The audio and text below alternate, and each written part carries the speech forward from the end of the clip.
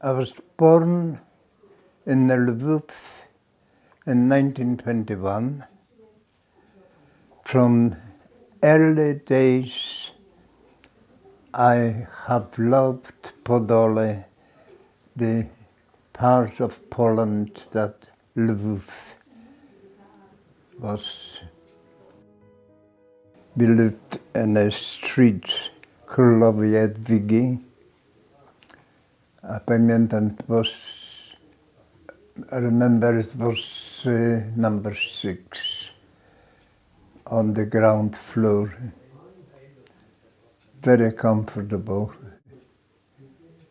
I intended to be a school teacher and was very glad when I was taken into the Lyceum for teachers.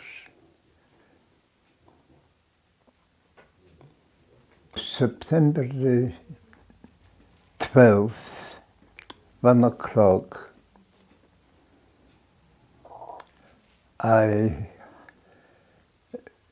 was over 17 and I had my first rendezvous with my new girlfriend. Then I crossed over Leona Sapiechy to the avenue that young people used to attend for walks. Suddenly, a bomb. In a moment's time, I found myself taken into the barber shop, right through the window with the glass, and landed beside the barber without a scratch on my feet. Across the junction, a crowd built up. At the bottom, amongst the rubble, a beautiful schoolgirl lay dead with a leg missing.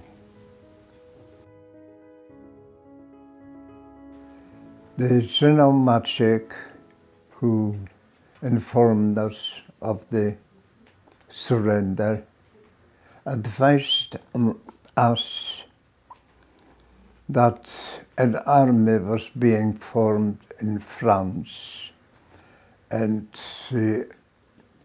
that we should try and join by going through Romania.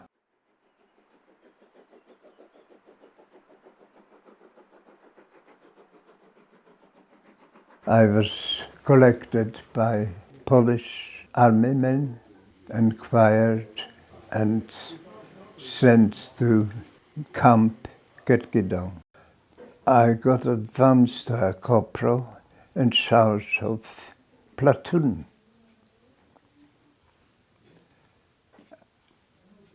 When the army from the camp was sent to Maginot Line, we were being inspected by General Maciek, who shouted, "What is a boy doing in charge of men?" I have applied for a change to Air Force, have been accepted with the rank of sub-lieutenant, and I had to travel back to Camp Ketkidown in Brittany to report. By some coincidence, I met my brother, the first person and the only person on the road in the camp. I definitely was interested how he got on, because the last time I saw him was in Hungary. So we talked away and came to a shed, and there happened to be a registrar. And when he interrupted our conversation, saying that if one of you gets hurt, the other will inform the mother. It hit me so well, I signed for the Navy.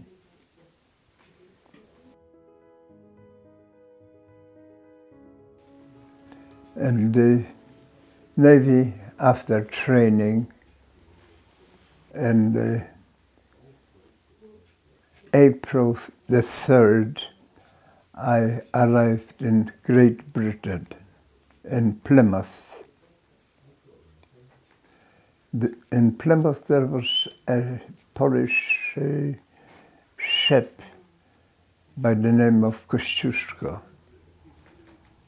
and it was used as a depot for the army. The commander in charge arranged for me to get training in artillery in Devonport by the Royal Navy. I have passed my test, and I was placed on the ORP Burza, that's translated as Polish Storm.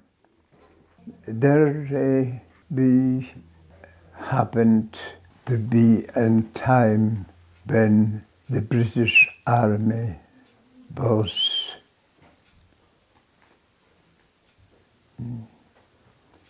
in trouble. In Dunkirk, they were trying to get a passage back to Britain. Burza made 3 attempts. In the first one, there must have been hundreds of them. It took over half an hour when they landed back in Britain to leave the ship. In November 1940, I was transferred to Piorun. Piorun is translated as a thunderbolt. Brand new destroyer by the name of Nerissa, built in Clydebank by John Brown. In May 26, starting 8 o'clock in the evening, we were engaged in the Battle of Bismarck. Captain Pawlowski was definitely a patriot. He attacked Bismarck, came within the torpedo range. 3 torpedoes were fired. One passed by this stem. The other 2 center of Bismarck, and another on the stern. 2 hits. We followed the Bismarck, keeping a distance, but then the Bismarck opened fire on us 9 o'clock. It's for over an hour we are under the fire. All the shells passing above the mast height. Not one hit.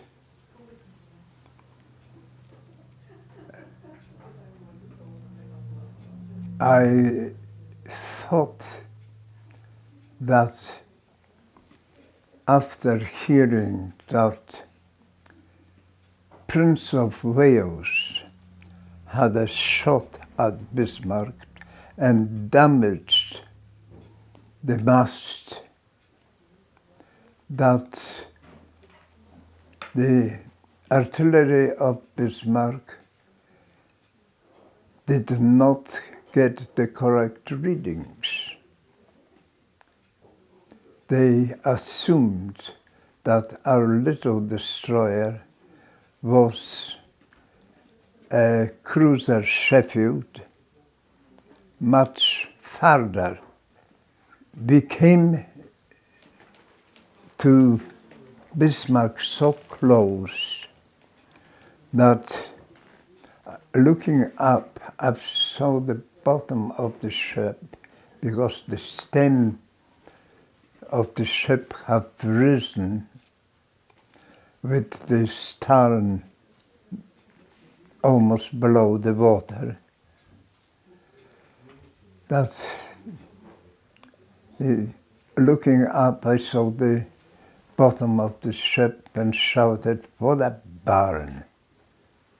8 o'clock in the morning, after being at the gun for the whole night, firing at Bismarck, 3 salvos of 6 shells, 4.7.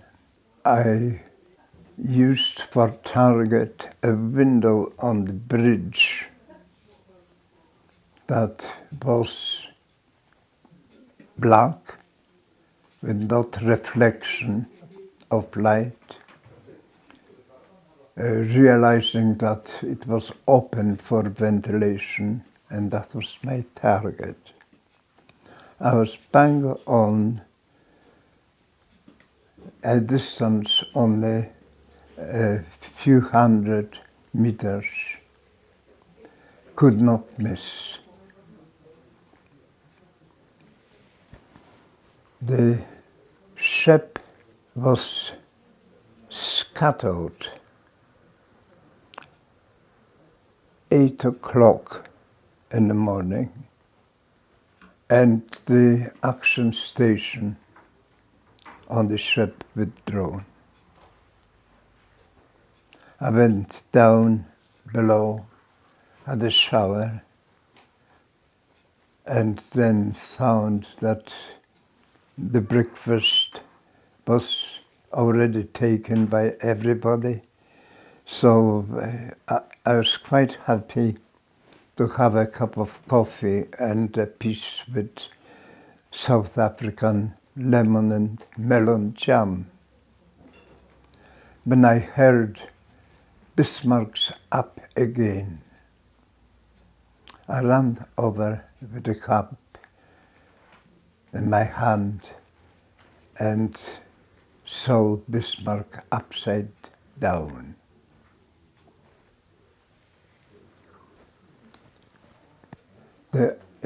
With the action station back again at 9 o'clock, I saw the Bismarck being hit by heard the explosions against the Bismarck by the Royal Navy. We were not invited to take part. 10 o'clock, I saw the ship go down again, horizontally, not what I would expect to go down either by the stem or stern. Just went down slowly, swallowed by the great sea.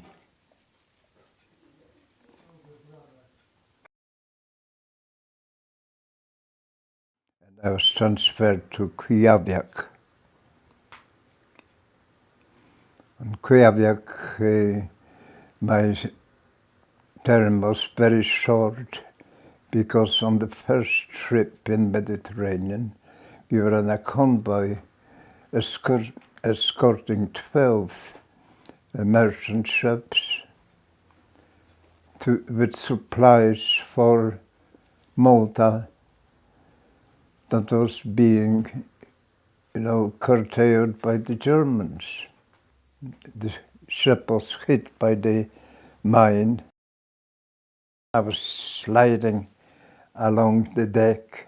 I was so annoyed, I started swimming for Africa.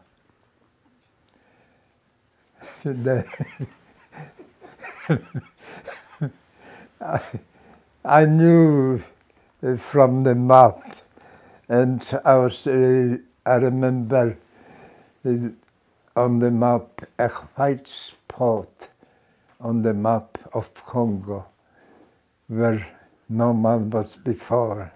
That was my intended. But somehow, how it happened, as I told you, it was so dark that you couldn't see. A boat happened to come alongside me. And I didn't know that I was so exhausted. I couldn't lift myself into the boat. We were in Malta for 2 nights, and then the berth on the destroyer that took us back.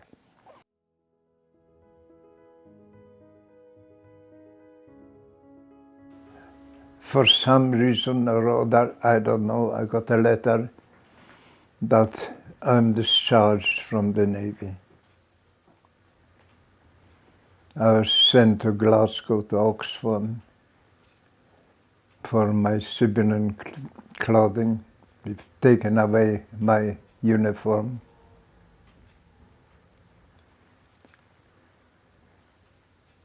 And somehow I managed to survive. Then I got a letter from London and got a job in London as a postman.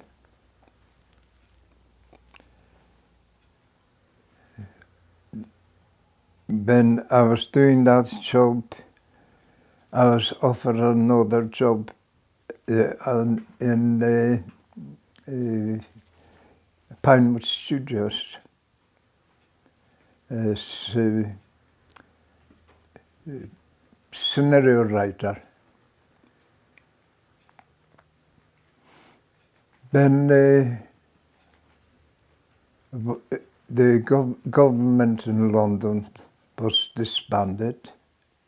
My £20 a month pension was stopped, and I came back to Glasgow. There I met my wife, and the open-air dance, and she couldn't dance, and I said, well, it's time for you to start. So we were dancing for 66 years together. Yes.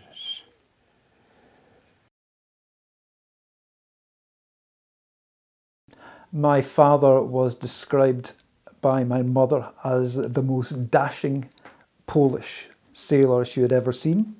Black, slicked hair, very, very smart, and a Polish gentleman. They moved up to Caithness in the early 50s. My grandfather was a a journalist in the Glasgow Herald at that time. He was in charge of the arts reporting. And when he retired, he wanted to move back to Caithness. His family home was in Auchergill, just outside Wick. So they moved back to Wick and eventually moved down to the Croft in Dunbeath. My father already had a connection to this area because when he was based at Scapa Flow, they used to come across on a boat and they would get a lift from Scrabster down to Leibster to Maggie Dawn's, which was the only house with alcohol at that time. I haven't got a clue how he coped. He ran a croft, he did full-time work, often away from home for most of the week. He worked in every job I can think of. The local electric pylons, he helped to build them. Roads, he helped to build roads in Caithness. Salmon fishing, the local villages, he did salmon fishing. Where there was a job, he took it, and he did it well, I feel. He worked hard just to provide us with a living. He supported every one of us. He was tremendous.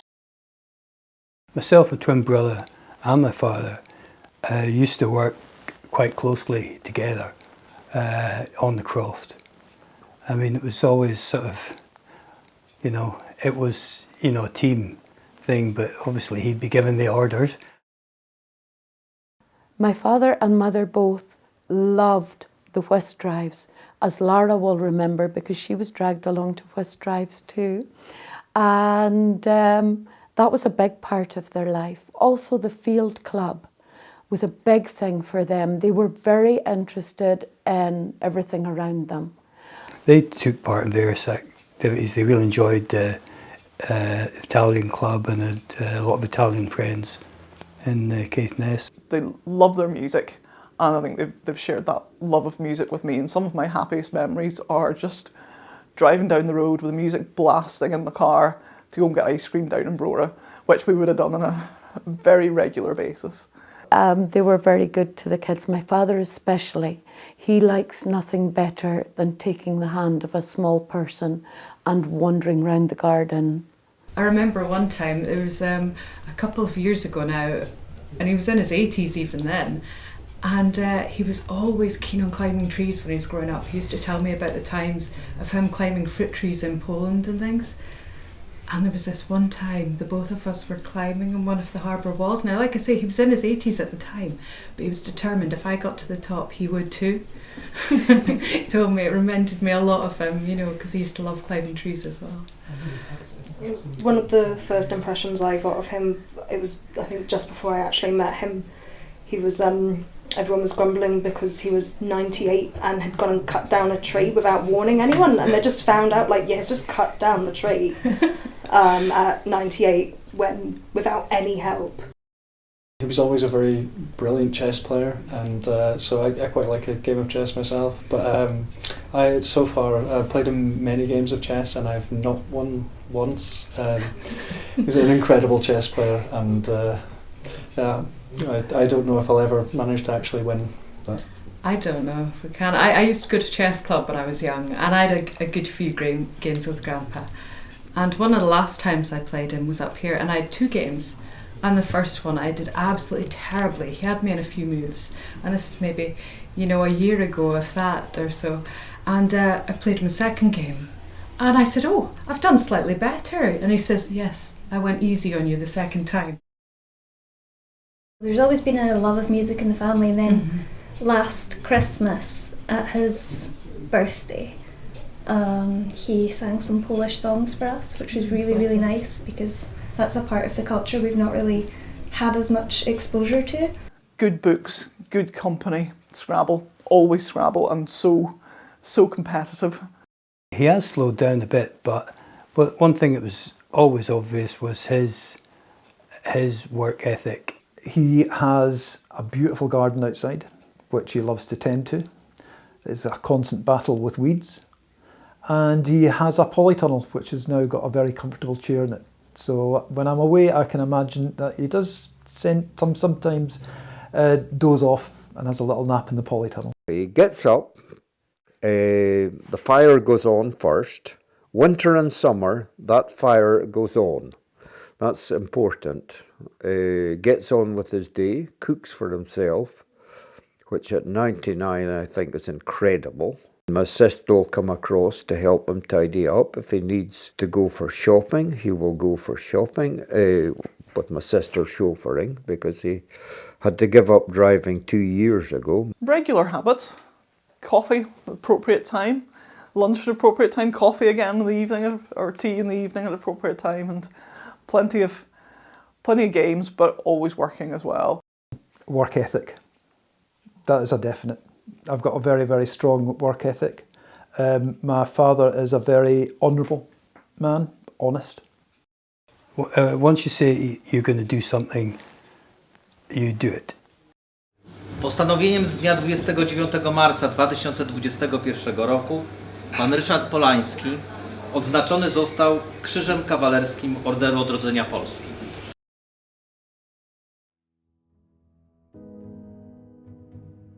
Postanowienie prezydenta Rzeczypospolitej Polskiej z dnia 21 września 2020 roku o nadaniu pierwszego stopnia oficerskiego podporucznika marynarki, starszy marynarz Ryszard Jan Polański, syn Stanisława, rocznik 1921.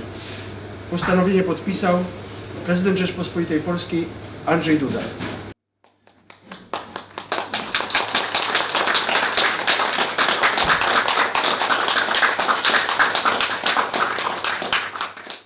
To właśnie dzięki takim ludziom jak Pan dziś możemy cieszyć się wolną Polską. Pańska odwaga powinna być dla nas wszystkich i dla przyszłych pokoleń powodem do dumy i do naśladowania. Życzę dobrego zdrowia i wszelkiej pomyślności osobistej. Niech ta chwalebna służba dla Sił Zbrojnych Rzeczypospolitej Polskiej będzie dla Pana satysfakcją i honorem. Wiceadmirał Krzysztof Jaworski.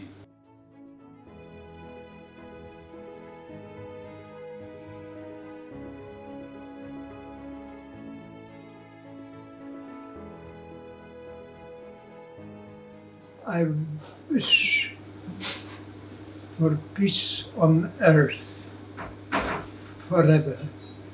When I was fighting at Bismarck, I thought it might be a warning that a war is not a solution to life on earth. Peace and enjoyment is. Grateful to God to create a wonderful earth. Thank you very much for recognizing me, for trying to do my best.